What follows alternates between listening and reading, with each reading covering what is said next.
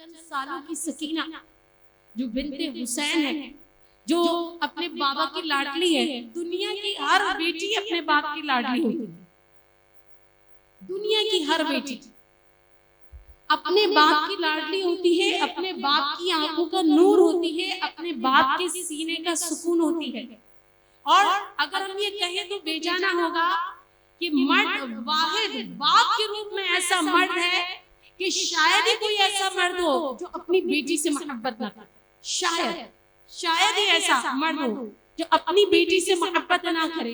اور ننھی سکینہ جو اپنے باپ کی آنکھوں کی ٹھنڈک ہے، قرۃ العین ہے، اور میدان کربلا میں آپ کے ساتھ ہے. کیا آپ اس کے سینے پہ لگا جدائی کا زخم سمجھ سکتے ہیں، سہ سکتے ہیں؟ یتیمی تو خود ایک بہت بڑا دکھ ہے. یتیمی بہت بڑا دکھ ہے. یتیموں سے پوچھیے، جو یتیم ہو جاتے ہیں ان سے پوچھیے کہ یتیمی بذات خود کتنا بڑا دکھ ہے. جن کے سروں پہ باپ کا سایہ نہ ہو، خوشیاں ان سے روٹ جاتی ہیں، ان کی زندگیوں میں بہاریں مشکل سے آتی ہیں. خزاں کا سایہ ساتھ ساتھ ان کے سفر طے کرتا ہے.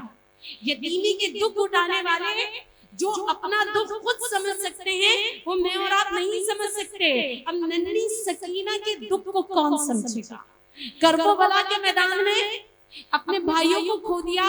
کربلا کے میدان میں اب ایک وہ وقت بھی چلا ہے جہاں سب سے آخر میں اس کے اپنے بابا میدان کربلا کی جانب جاتے ہیں. اسی احساس کو بیدار کرنے کے لیے کربلا کی بار بار تاریخ آپ کو سمجھائی جا رہی ہے. وہ قوم فلا نہیں پاتی جو اپنے محسنین کو بھول جائے.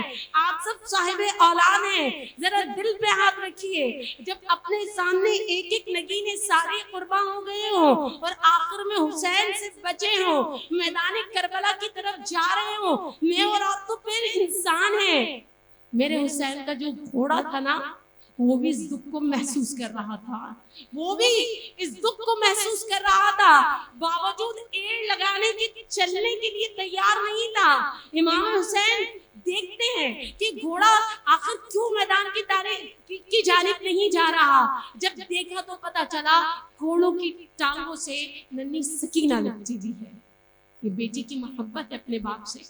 یہ بیٹی کی محبت ہے جو اپنے باپ کو روک رہی ہے اور اپنی نمناک آنکھوں سے باپ کو اشارتاً کنایتاً بتا رہی ہے کہ بابا جان، اس میدان میں جو جاتا ہے واپس نہیں آتا. ہمارا آخری سہارا آپ ہے نا، ہم سب کا آخری سہارا آپ ہے. اور بحیثیت بیٹی وہ اپنے باپ کو کیسے دیکھ سکتی ہے؟ اور وہ ایک بے زبان جانور جو مکلف بھی نہیں ہے، وہ اہل بیت کے دکھوں کو سمجھ رہا ہے، اہل بیت کے غم کو سمجھ رہا ہے. وہ گھوڑا چلنے کے لیے روادار نہیں ہے. اسے معلوم ہے ننھی سکینہ نے اس کی ٹانگوں کو پکڑا ہوا ہے. گھوڑا تک اہل بیت کے درد کو سمجھ رہا ہے. ہم کیسے امتی ہیں، ہم کیسے امتی ہیں. اور امام حسین کی ثابت قدمی، آپ کی عظمت، آپ رضا کے جس منصب پہ فائز تھے، ایک بار پھر تمام امتیوں کا سلام کہ آپ کے دل پہ کیا کچھ گزر رہا ہوگا. ننھی سکینہ کی محبت آپ کے سینے میں کیسے جوش مار رہی ہوگی. اور آپ کو یہ بھی یقین تھا کہ جب جاؤں گا نا تو لوٹ کر آنا نہیں ہے. کیسے کیسے خیالات آپ کے ذہن میں آ رہے ہوں گے، لیکن آپ نے اس ننھی سکینہ کو اتر کر اپنے سینے سے لگایا، کچھ نصیحتیں کی اور اسے وہیں چھوڑ کر چلے گئے. اور اس کے بعد کی تاریخ تو اور ہے.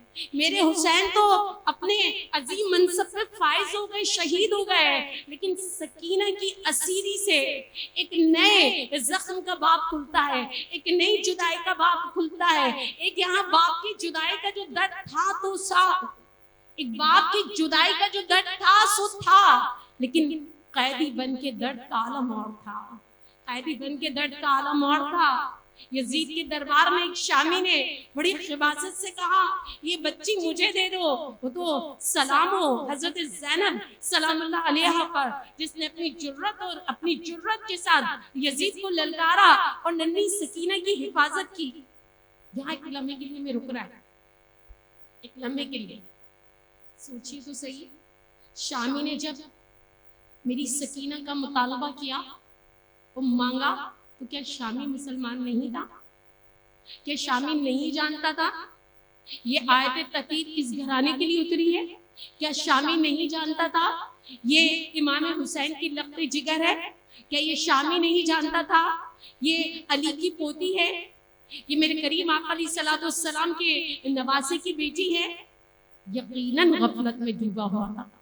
اور پھر سیدہ سکینہ یہ زخم جھیلتی رہیں، یہ زخم اٹھاتی رہیں، اور ان کی یہ زخم، ان کی یہ دکھ، ان کی یہ مصائب اسلام کو جلا بخشتے رہے۔ یہ ننھی سکینہ کا کرب و بلا کے میدان میں بڑا عظیم کردار ہے۔